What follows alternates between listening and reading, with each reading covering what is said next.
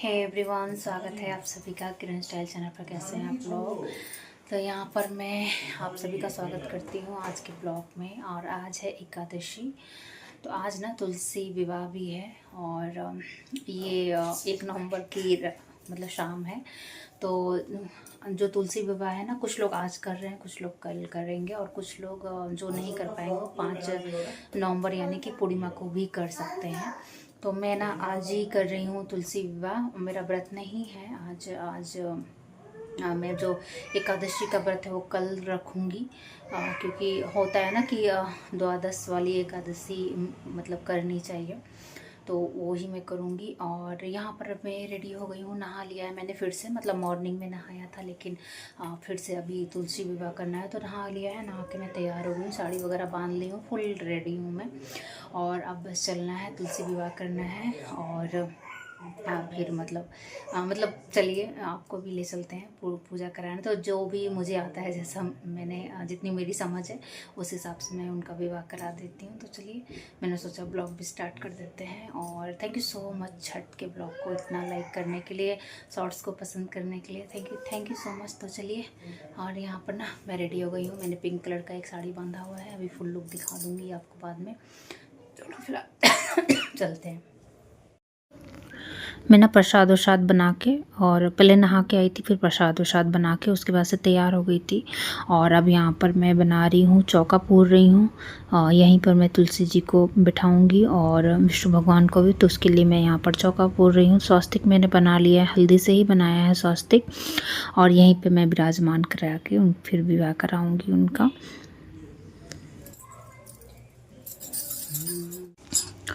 यहाँ पर ना मैंने ब्लिंकिट से सामान मंगाया हुआ है। तो उस दिन ना एकादशी थी और उस दिन ना ये तुलसी के पत्ते नहीं तोड़ने चाहिए, तो मैंने इनको भी ऑर्डर कर लिया था। और बाकी ये मिठाइयाँ वगैरह जो भी एसेंशियल होते हैं पूजा के, वो सब मैंने मंगाए हुए थे।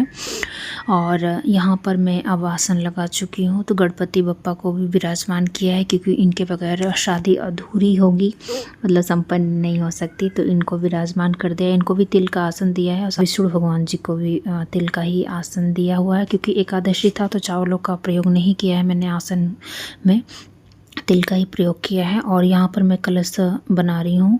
तो मैंने पान के पत्तों से बनाया है, आप चाहे तो आम के पत्ते भी यूज़ कर सकते हैं, जिसको जो अवेलेबल होता है वो बनाता है। तो मैंने यहाँ पर पान के पत्तों का ही कलश स्थापना किया है। और यहाँ पर आसन भी लगा दिया है कलश जी का।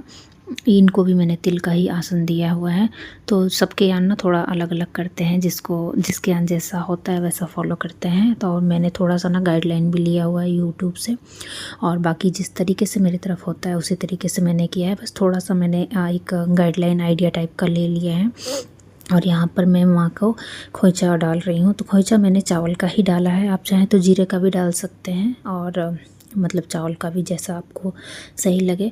तो यहाँ मैं खोइचा बांध रही हूँ। और उसके बाद से फिर मतलब हल्दी भी इसमें डाल देंगे। मेरे पास खड़ी वाली गांठ नहीं थी, तो मैंने यहाँ पे पाउडर डाला हुआ है। और बाकी अपनी श्रद्धा अनुसार आप वस्त्र, चुनरी, जैसा भी आपको जो भी हो वो आप चढ़ा दीजिए। यहाँ मैंने ब्लाउज का पीस माँ को बांधा हुआ है और उसी को मतलब ओढ़ाया हुआ है। और उसके बाद से फिर मैं इनको खोइचा बांध देती हूँ, और ये खुलेगा तब जब इनकी विदाई होगी। तो फिलहाल मैंने खोइचा बांध दिया है। और उसके बाद से यहाँ पर कलश भी स्थापना कर दिया है। कलश पे भी मैं ये स्वास्तिक का तिलक बना देती हूँ। तो इस तरीके से मैं तैयारी कर लेती हूँ। और तैयारी करते करते ही ना एकदम वो आ जाता है कि हाँ सच में विवाह हो रहा है। तो उस तरीके की फीलिंग आ रही थी। तो यहाँ पर मैंने स्वास्तिक से ही कलश को भी तिलक कर दिया है, मतलब बना दिया है उस पर।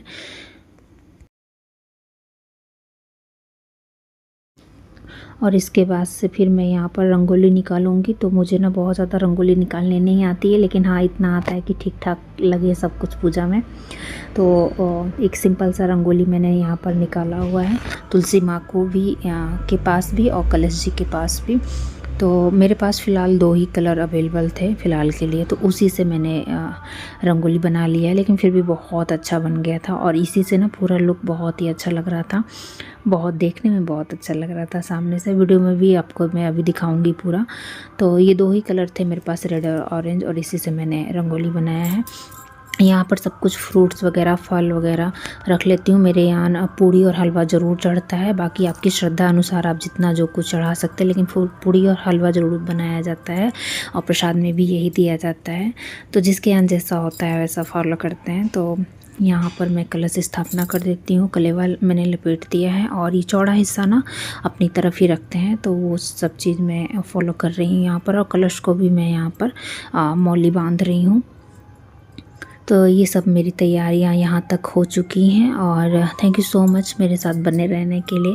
आप लोग का सपोर्ट बहुत ज़्यादा मिल रहा है, इससे मुझे बहुत मोटिवेशन मिल रही है, इसके लिए थैंक यू सो मच।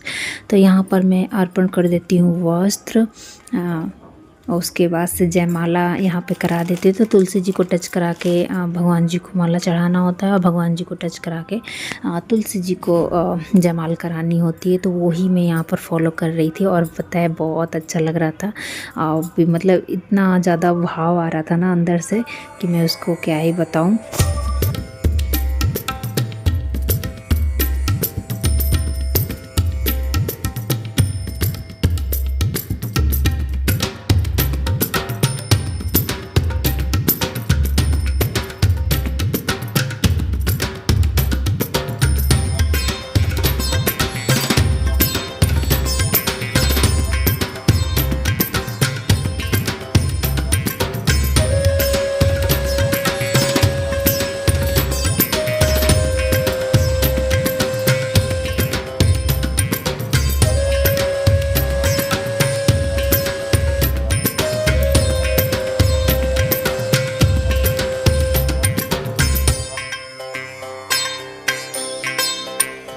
आप अपनी श्रद्धा अनुसार कुछ भी चढ़ा सकते हैं, वस्त्र दे सकते हैं और या तो ये जो धागा होता है सूत बोलते हैं वो अर्पण कर सकते हैं। तो इस तरीके से जिसकी जैसी व्यवस्था होती है करता है। माँ के लिए यहाँ मैंने चुनरी वाली साड़ी अर्पण की है। इसका ब्लाउज मैंने बांधा हुआ है माँ को, मतलब ओढ़ाया हुआ है। और ये सारा श्रृंगार का सामान सभी लोग चढ़ाते हैं, सब सारे कोर ही होते हैं, मतलब न्यू होता है, सब लोग ऐसे ही करते हैं। और ये जो लाल रंग की चूड़ियाँ हैं ना, ये तो इतनी खास होती हैं क्या बताऊँ, इनका महत्व ही कुछ और होता है और ये इतनी प्रिटी लगती है ना कि पूछिए मत। तो मैं माँ को क्या करती हूँ, चूड़ियाँ ऐसे पहना देती हूँ।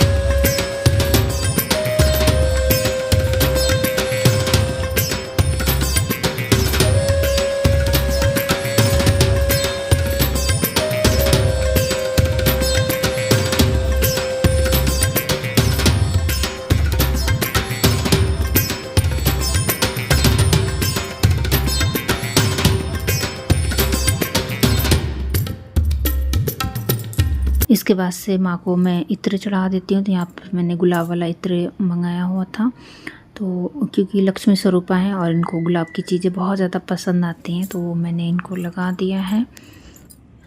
अब अगर तुलसी जी के कोई भी भोग अधूरा होगा तो यहाँ पर मैं वो तुलसी पत्र ही यहाँ पर रख रही हूँ। तीनों लोगों को अलग अलग प्रसाद निकाला हुआ है, गणपति भगवान जी का और विष्णु भगवान जी का और साथ में तुलसी माँ का। तो इस तरीके से मैंने अलग अलग भोग लगा लिया है। फ्रूट्स वगैरह भी हैं और पान के पत्ते भी मैंने यहाँ पर रख दिए हैं। तो अपने श्रद्धा अनुसार आप जो भी भोग लगाना चाहे लगा सकते हैं, या जैसा आपके घर होता है वैसे कर सकते हैं। और यहाँ पर अब मैं दीप प्रज्वलित करूँगी। तो मैं थाली तैयार कर लेती हूँ। इसको भी मैंने स्वास्तिक बना लिया है हल्दी और रोली से, साथ में थोड़ा सा घी मिलाकर ऐसे करके लगा लिया है। और अब मैं यहाँ पर दिए लगाऊंगी। तो फ़िलहाल के लिए अभी मैं 5 दिए ही जला रही हूँ, और उसके बाद से आगे मतलब और ज़्यादा दिए जलाएंगे। तो ये ऐसा दिन होता है ना कि पूरे कार्तिक माह में आपको दीपदान करना होता है। तो जो लोग नहीं कर पाते हैं किसी भी कारणवश, वो आज के दिन पूरा जलाते हैं। 31 दिए, 51 दिए, 21 दिए, 11 दिए, ऐसे कर करके जितना आपकी श्रद्धा हो, जितना आपका सामर्थ्य हो, या जितना आपसे हो पाए। अदरवाइज़ नहीं भी कुछ हो पा रहा है तो आप एक ही दिया चौमुखी भी जला सकते हैं इनके नाम से, तो वो भी समर्पित हो जाएगा इस तरीके से करके। तो यहाँ मैं धूप बाती दिखा देती हूँ। और अब मेरी ऑलमोस्ट सारी तैयारियाँ मैंने कर ही ली हैं। तो अब इनका मतलब पूजन भी हम लोग अब करेंगे। तो यहाँ पर मैं धूप को भी पुष्पार्पण कर देती हूँ, और उसके बाद से अब दिया हम लोग प्रज्वलित कर लेंगे। तो यहाँ मैंने दिया भी प्रज्वलित कर लिया है और उनको भी पुष्प अर्पण कर दिया है। बाकी के दिए भी मैं जला लूँगी।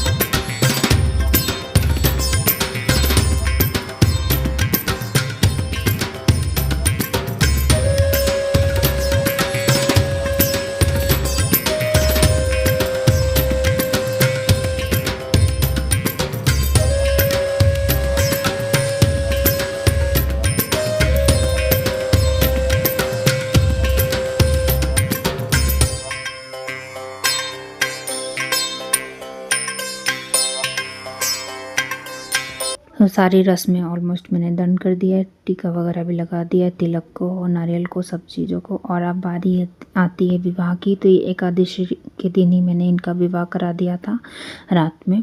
और ये देखिए, तो भगवान जी को ना टच करा के माँ को सिंदूर पहनाना होता है। और ये वाला प्रोसीजर क्या मैं क्या ही बताऊँ आपको, मैं क्या एक्सप्लेन करूँ। इतना अच्छा लगता है ना सच में विवाह हो रहा है भगवान जी का माँ से। और बड़ा ही मतलब मिक्स सी फीलिंग आती है, अच्छी भी आती है और ये भी लगता है कि मतलब शादी हो गई माँ की, इस तरीके का फीलिंग आता है। हालांकि ये लोग कहीं नहीं जाएंगे, भगवान जी भी मेरे ही हैं और तुलसी माँ भी मेरी ही हैं, और ये दोनों घर में ही रहेंगे। लेकिन अगर आप बाहर से मतलब किसी से लेकर विवाह कराते हैं तो फिर तो आपको तुलसी जी को भेजना होता है, मतलब विदाई करानी होती है। लेकिन यहाँ पर ये प्लस पॉइंट है कि दोनों मतलब मेरे ही हैं, तो घर में ही रहेंगी माँ। लेकिन ऐसा फीलिंग आ रहा था जैसे बेटियों का विवाह कराते हैं ना, उस टाइप का मुझे यहाँ पर फीलिंग आ रहा था। तो 5 बार या 7 बार ऐसे सिंदूर पहनाते हैं सिक्के के साथ। और उसके बाद से ना आप फिर माँ को पत्तों में जितने हो सके उतना आप सिंदूर पहना दीजिए। हमारी तरफ इसी तरीके से करते हैं, सबकी तरफ थोड़ा थोड़ा सा अलग होगा। तो लेकिन सिंदूर विधि तो रहती है कि 5 टाइम या 7 टाइम आपको करना ही करना होता है। तो ये देखिए, मैं सारे पत्तों में जितना हो सकता है मुझसे मैं सिंदूर माँ को पहना रही हूँ। ये वाला प्रोसीजर बहुत अच्छा लगता है, मैं बहुत मतलब अच्छे से एंजॉय करती हूँ इस चीज़ को।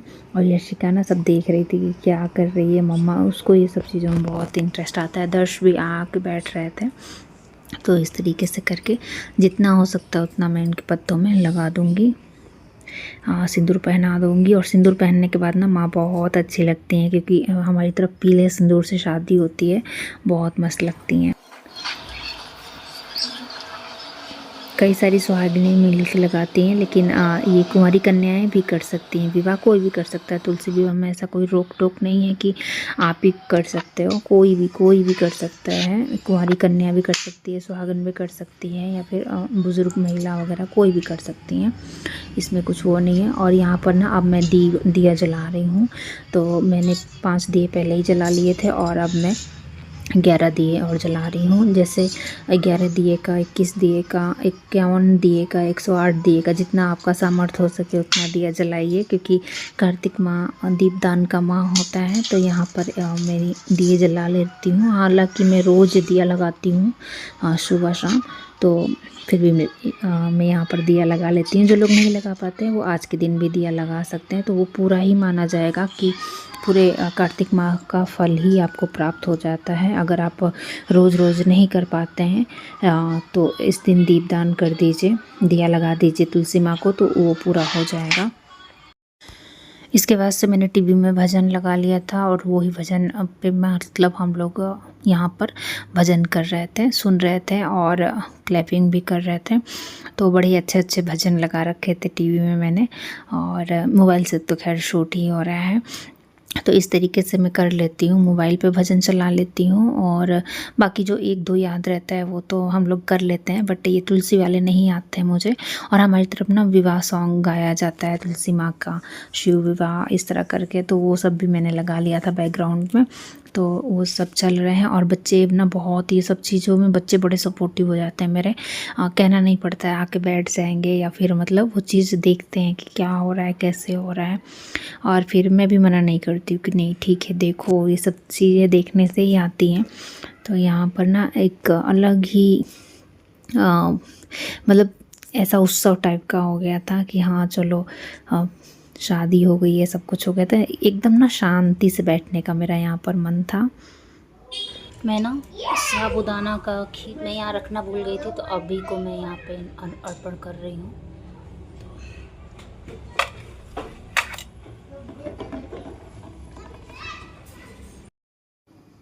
और मुझे ना अच्छा लगता है पूजा करने के बाद थोड़े समय वहाँ पे बैठना, ऐसे ही मतलब कुछ मांगना नहीं या कुछ कहना नहीं, जो कहना होता है वो मैं कह भी देती हूँ और प्रार्थना भी कर लेती हूँ। बट मुझे एक अच्छा लगता है पूजा करने के बाद कहीं भी थोड़ी देर ऐसे बैठना, पता नहीं क्या सुकून मिलता है मुझे, लेकिन बहुत अच्छा लगता है। पूजा करने के बाद थोड़ी देर ज़रूर बैठना चाहिए वहाँ पर, या थोड़ा सा समय ज़रूर व्यतीत करना चाहिए, ऐसा मेरा मानना है।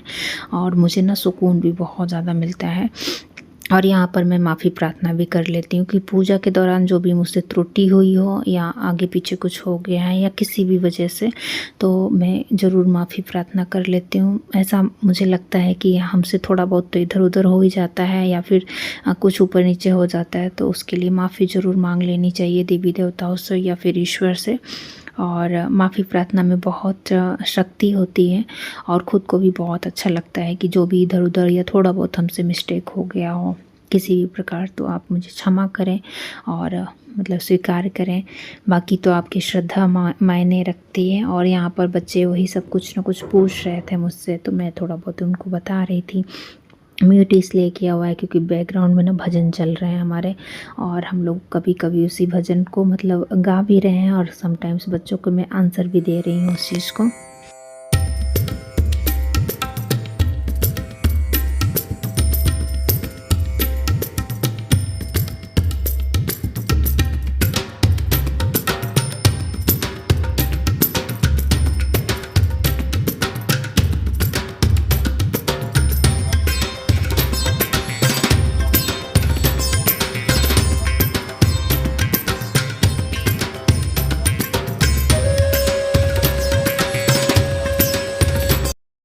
हो गई है तुलसी जी का विवाह, और अब मैं प्रसाद बांटूंगी अपने फ्रेंड लोगों को, मतलब यहाँ जो बिल्डिंग में है उनको सबको प्रसाद दूंगी और उसके बाद खुद भी प्रसाद ले लूँगी। तो चलिए प्रसाद दे देते हैं सबको। और हालांकि तुलसी जी मेरी घर पर ही रहेंगी, कहीं नहीं जाएंगी, लेकिन फिर भी एक अलग सा होता है ना, विवाह करने के बाद एक अलग सा फील होता है। But thank God Tulsi ji मेरे घर की है और विष्णु भगवान भी मतलब घर के हैं, तो उनको विदा नहीं करना पड़ेगा। तो चलो पहले मैं प्रसाद बांट लेती हूँ, उसके बाद से फिर मैं मिलती हूँ आप लोग से। वीडियो को मैं यहीं पर समाप्त करती हूँ क्योंकि इसके आगे फिर मैंने कोई भी वीडियो शूट नहीं किया है और प्रसाद बांटने में ही काफ़ी समय लग गया पुड़िया वगैरह तलने में। तो चलिए मैं मिलती हूँ आपसे नेक्स्ट ब्लॉग में। Thank you so much for watching और मिलते हैं नेक्स्ट ब्लॉग में, तब तक के लिए बाय बाय।